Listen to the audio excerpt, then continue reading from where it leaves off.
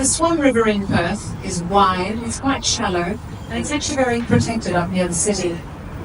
There was a May day, beautiful day normally in May, not so long ago, when it wasn't quite so calm and still. It also happened to be the day that the Ladies' State Keelboat Championships was being held.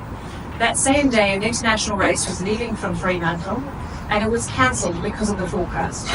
The Ladies' State Championships went ahead. I was on one of those boats, and I was on the main sheet. The forecast was for pretty wild weather, and it certainly turned up. Not too bad in the beginning, a little shifty.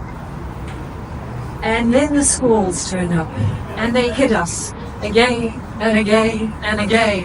And the rain was pelting us, so it felt like needles hitting your face. People were putting up their spinnakers, and they were just blowing up, disappearing, so only the tape remained. One of the boats was blown onto the beach till it had to be rescued. We kept going. You couldn't hear much above the screaming sounds of the storm and the boat, which is under so much tension that you just hear creaking and grinding and groaning and cracks as the wind whips the sails or whips the ropes against the rigging. There is just so much tension, and it runs through your whole body as you're holding onto these ropes, onto the sheets, and you're just shaking. There's adrenaline running through your body and your heart is beating so fast.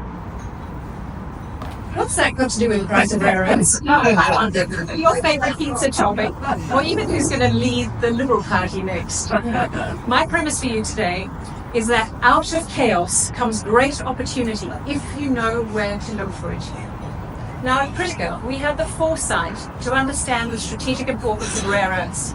We set about looking for a rare earths asset. We used free public data from the GSWA, and we found one. In late 2023, we announced our discovery. Just 18 months later, we released our maiden resource, making it the highest grade and largest clay-hosted rare earths project in Australia. That's 1.8 billion tonnes at 1,700 ppm total rare earths oxides, and within that, 520 million tonnes at 2,200 ppm. Now that puts us in league with the best of the Brazilians, and that's what we were targeting. Contained within that, we have 280,000 tonnes of the heavy elements that the Chinese have just placed exchange controls over. So an enormous quantity. And we've got very low thorium and uranium. So not only do we have a high-grade project that's enormous, we've got an incredible location with an enormous amount of infrastructure. We're just 2.5 hours inland on a highway from the port of Geraldton. We have a gas pipeline to the front door and transmission power lines within 40 kilometres of site. So we are very well geared for future development.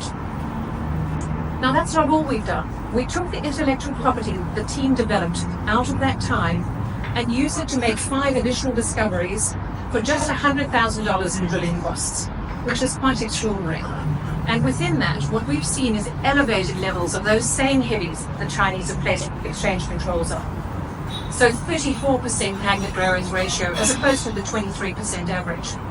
Today we announced that we've got approvals to go drilling there, and along with that an EIS government grant to fund half of the drilling costs. So we are keeping on that tight budget and using what we can to further the value for investors. Now metallurgy is obviously key with rare earths projects. So what we've done is focused our team and again built the intellectual property, because that is what sets us apart from our peers.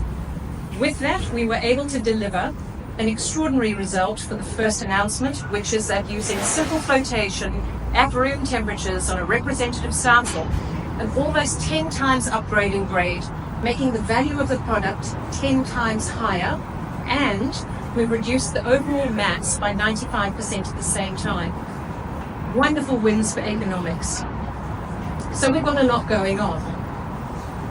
Now, we are moving forwards with all of that, and in summary, we have a wonderful team who have taken the highest grade and the biggest project in Australia, moved it forwards. We've made strides in metallurgy, and we're in a strategic location.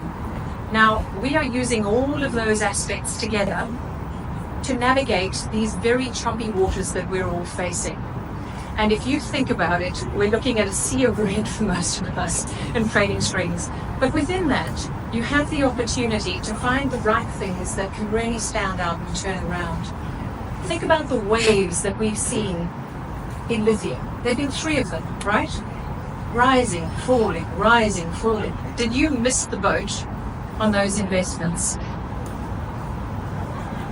Because the good ship Critica is ready to ride the next wave on rare earths.